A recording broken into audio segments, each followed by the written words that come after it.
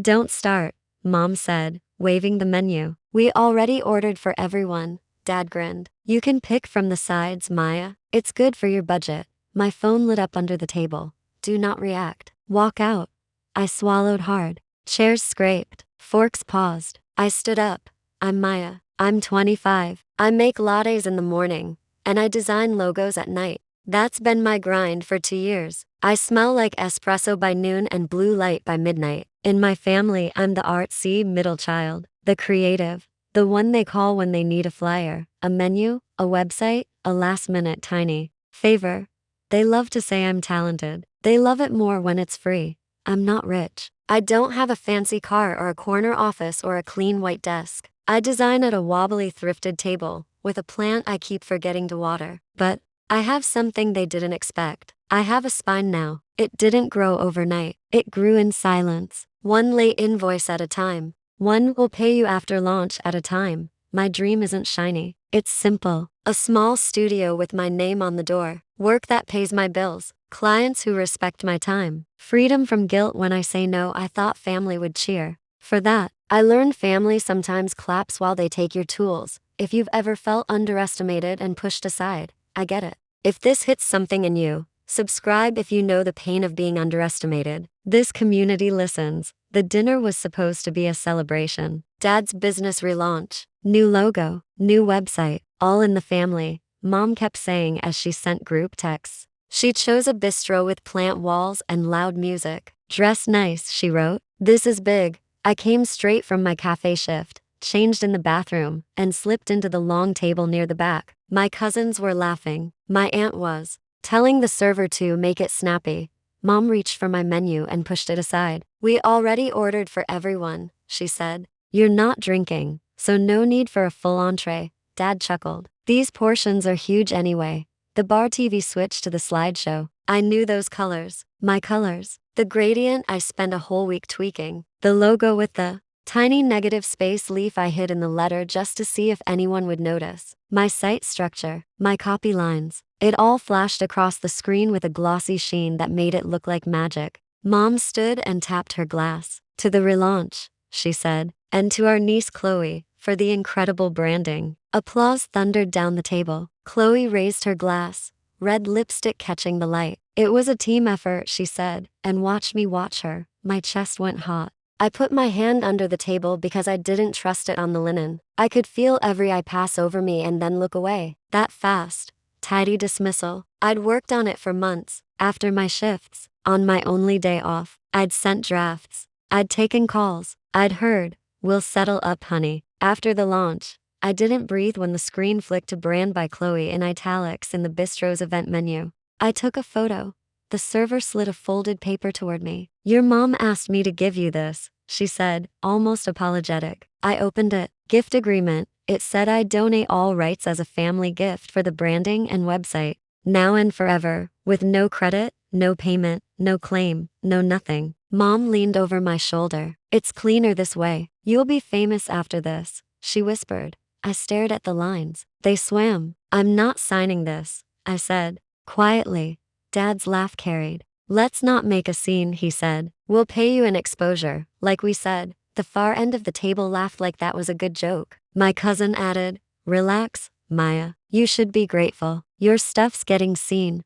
My phone buzzed. One line lit the lock screen. Do not react. Walk out. I looked up and saw Noah at the bar, in a black bussing shirt, towel over his shoulder, eyes steady. He shook his head once. Mom's voice cut across the table. Maya, just sign before dessert. It keeps business clean. I placed the paper down. I pushed my chair back. It scraped. Heads turned. We're not paying for drama tonight, Dad snapped. Don't be ridiculous. I walked toward the door. Every fork paused midair. Every laugh stopped, as if someone pressed mute. The text still burned on my screen. I didn't look back. Earlier, when I sat down, a server poured water for everyone around me and skipped my glass. Small things like that used to sting and pass. Tonight, they piled up. When appetizers landed, calamari, sliders, a tower of fries. Mom leaned in. You can share those, she said. No entree. We already counted plates. It was a performance of generosity with a script I didn't write.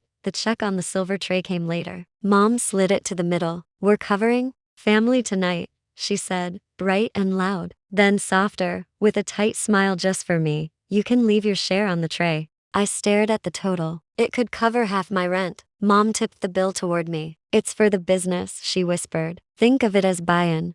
My stomach turned. I wasn't drinking. I wasn't eating a full meal. I was somehow still expected to pay more than I made in a day. When I tried to say I'd put in over 100 hours on the site, Dad laughed so loud the next table looked over. Hours?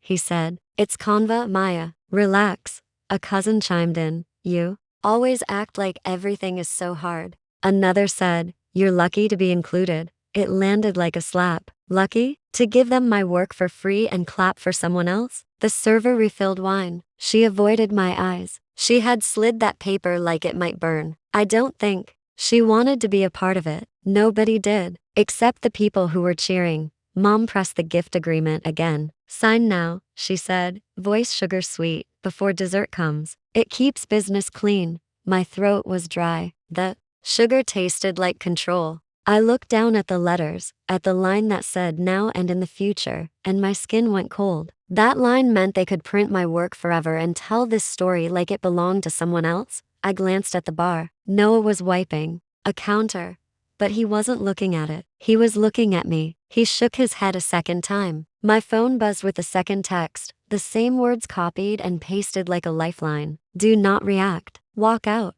I put the paper in the center of the table and stood. Dad's voice snapped across the clinking. Unbelievable. She's so dramatic. A cousin's laugh clipped off when I turned. I felt 100 eyes, and then I felt the cold outside. The winter air hit my face like a slap that woke me up. I pulled out my phone and snapped a picture of the event menu by the door. Brand by Chloe gleamed under the lights. I screen recorded the site rotating on the bar TV through the glass. I took a breath and felt my chest steady. The shame of the walkout turned into something else. It turned into resolve. What they didn't know was, I'd been collecting receipts for months. Every we'll sort it after launch, every we can't do cash right now, every just one more round of revisions. I saved everything. Emails, texts, voice notes, drafts with timestamps. I wasn't planning some big fight. I just started saving because I kept forgetting there was proof I wasn't crazy. What they didn't know was, I'd set a free consult at a community legal clinic 3 days before. The family project had grown teeth, and I wanted to understand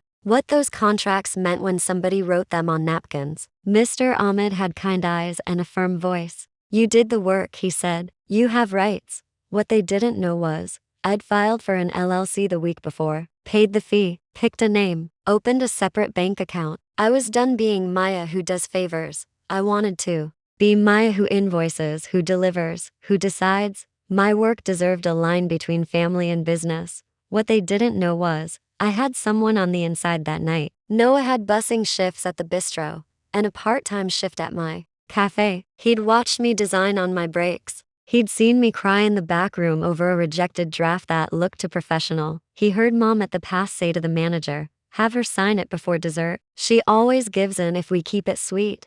I walked home with my hands shaking and my head clear. The city felt different. The sidewalks felt honest. Every step took me away from the pretty performance at that long table and towards something small and real. My apartment door clicked open. I sat at my wobbly table and opened my laptop. I backed up files. I saved screenshots to a folder. I named it Boundaries. Noah texted after his shift. You good? I typed not really. He wrote back. They ordered merch with your designs. Pick up at M Print Shop on Maple. I saw the order. My stomach flipped. Did Chloe submit it? Noah answered.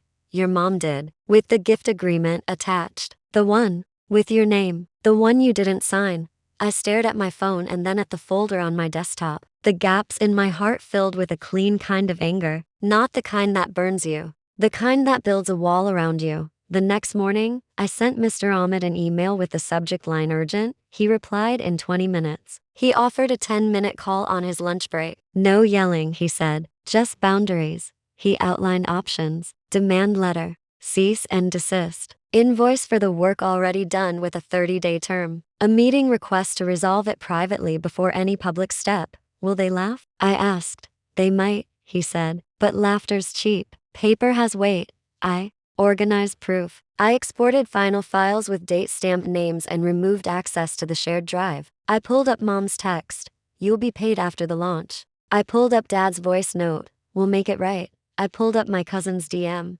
Chloe will be the face of it. You don't mind, right? Meanwhile, Mom posted a photo on Facebook. All smiles. Hands on Dad's shoulders. The caption read, "Built-in house, all love." Hundreds of likes bloomed like little balloons. I watched my name disappear in real time and made another folder called Public Claims. We set the meeting for Friday morning. Coffee shop back room. No witnesses. No big scene. Just a table. 3 chairs. A folder. And a line I wouldn't step over. They thought they'd won. They thought I'd cry and fold. I thought I might too. Until I did end single quotes T.by the time Friday came. My hands steadied when I zipped my backpack. I wore a clean sweater, tied my hair back, and left my heart at home. The barista called my name. I took a small Americano and slipped into the back room. It smelled like cinnamon and printer paper. The table was scarred. It felt honest. Mom walked in first in a bright coat, big smile, like we were meeting for brunch. Dad followed with a face that looked bored. Good, he said. You're not crying. I'm here to talk business, I said, calmly. Mom sat. Sweetheart, we didn't sleep. Your father is upset. This is too much. Dad folded his arms. We're family. Family doesn't send letters. Family doesn't threaten. I took a breath and slid the folder over. The demand letter sat on top. The invoice was under it. I didn't slam it. I just let it rest. These are my designs, I said. Here's the file metadata. Here are our messages agreeing on payment after launch. You credited Chloe. You ordered merch. You tried to push a rights waiver at dinner. Dad snorted. It was a surprise. You ruined the surprise. He reached for the letter like it might bite him. It was theft, I said, and kept my voice level. I'm offering a clean way to fix it.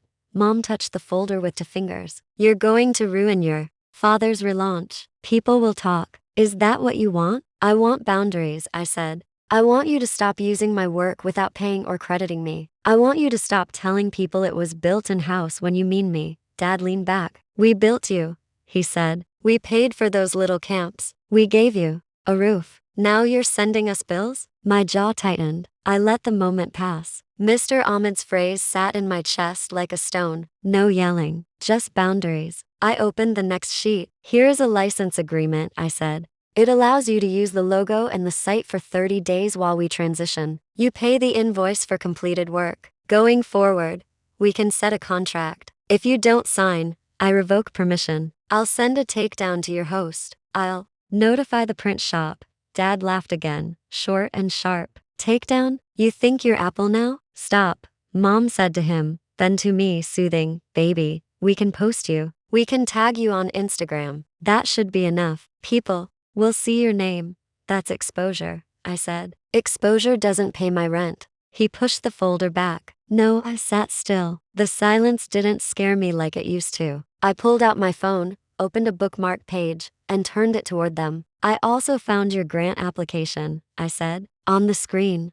There. Business name sat above paragraphs that used my portfolio images as previous in-house projects without my consent. My watermark cropped out in one. Heart rate steady. If you continue, I'll report misuse. Or you can sign the license and pay what's due. Your choice. Mom looked at Dad, and for a second the practiced smile fell off her face. John, she whispered, we submitted last night. He rubbed his temple. Who told you this? He asked me. A public link, I said. And a little common sense. He stared at the phone. His mouth opened and closed once, twice. His next words came quiet. This will ruin us. No, I said. This protects me.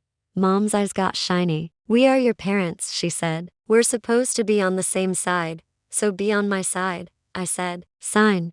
He looked down at the letter again. The demand wasn't high. It wasn't petty. It was fair. It was less than a fraction of what they'd pay a stranger. It felt like a test. A simple, inconvenient kindness. He picked up a pen and clicked it. Click, click, click. 30 days? He asked. Yes, I said. Then we talk again? Mom added. Only with a contract, I said. And a deposit. He stared at me across the table. Then his shoulders dropped in some small, tired way I'd never seen before. He signed the license. He signed the invoice. He didn't look at me while he did it. Mom exhaled shakily. We'll remove the posts. And the grant? I asked. We'll update it, she said. We'll remove your images. It's due Monday, I said. Do it today. The pen rolled back to my side and stopped against my thumb. Dad touched the folder like he wanted to take it and then thought better of it. No one raised their voice. No one threw anything. No one stormed out. We sat there with the weird weight of a new shape settling between us. He started to say,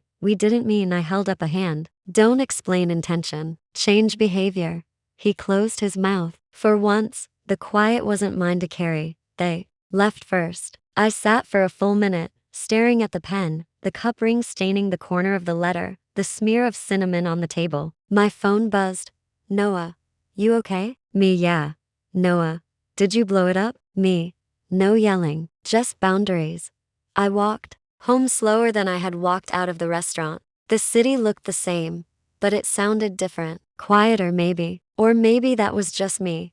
They wire transferred a portion that afternoon. A deposit hit my new business account, and the numbers looked like a breath of air. Mom texted me screenshots of deleted posts. She wrote, "We'll fix the credits." She wrote, "Family first," with a heart. I didn't reply.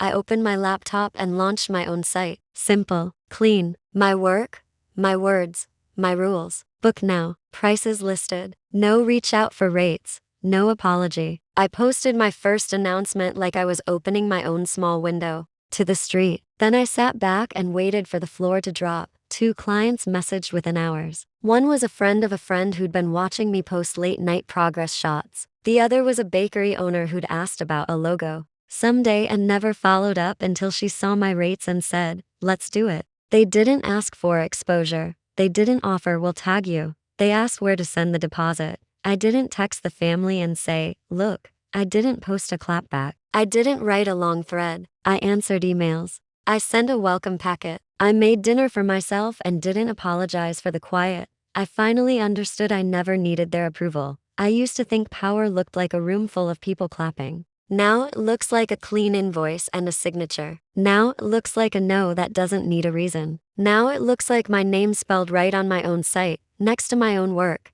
If you've ever had to prove your worth to those who doubted you, hit subscribe and tell me your story. Tell me what line you drew. Tell me who tried to cross it. Where are you in the world? I want to know. Drop it in the comments because your voice matters here. We're building a place where you don't have to shout to be heard. You can be soft and still be strong. You can be kind and still be firm. You can walk out of the wrong room and build your own.